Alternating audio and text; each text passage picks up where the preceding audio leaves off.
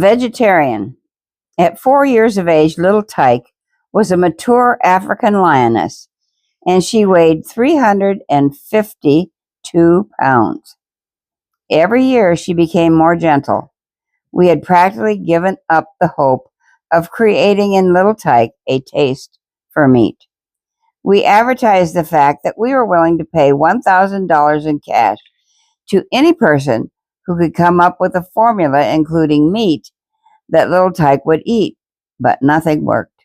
We always asked visitors who seemed to have more than average knowledge of animals if they knew of some formula containing meat which she would like, because scientists had repeatedly said that she could not live without meat. On one occasion, I asked a young visitor this question, and it was he who put my mind to ease. He turned to look at me with serious eyes, then asked, "Don't you read your Bible?" I admitted I didn't read it as much as I probably should. He continued, "Read Genesis 1:30, and you will get your answer." At my first opportunity, I got my Bible and turned to the passage he had indicated.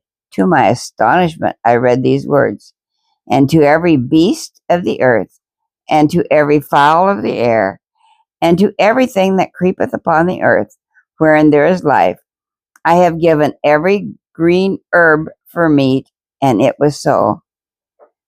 We didn't worry any more about little Tyke's diet. We had already worked out one which she loved. It consisted of cooked cereal, raw eggs, and milk. Did she thrive on it? Well, one of this country's most able zoo curators said little Tyke was the best of her species he had ever viewed. As the years went swiftly by, we learned of new grains to add to little Tyke's food. These numerous grains were carefully weighed, ground, and mixed together while in the dry state so that they would form a sufficiently balanced diet of protein, carbohydrates, calcium, fats, and roughage. A few days' supply was always cooked in advance under Margaret's watchful eye and deft hands and stored in the refrigerator until we portioned it out in little Tyke's meals. She knew how much of this cooked grain to mix with the sweet milk, fresh eggs, and other ingredients which she added to make a nourishing and tasty meal. With a double handful of this cooked food, a half-gallon of milk, and 2 eggs mixed in, little Tyke was happy to crouch down and leisurely enjoy each meal. However, she refused to eat unless her favorite rubber doll sat beside her in the pan, or beside her pan, not in the pan. An occasional peafowl would stroll by to eye her luscious dish, but a deep growl would scare him away until her favorite peafowl appeared.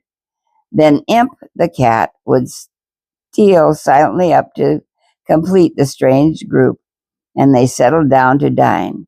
We fed little Tyke in the morning and evening, and sometimes when she became hungry at midday. To condition her teeth and gums, we gave her heavy rubber boots instead of the bones, which she did steadfastly refuse to gnaw.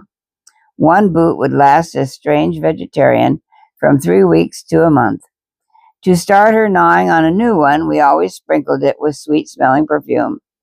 To condition her stomach, she would spend an hour at a time eating the succulent, tall grass in the field. When I look at the lions in the zoos, I wonder if they too would not love to eat in the fields.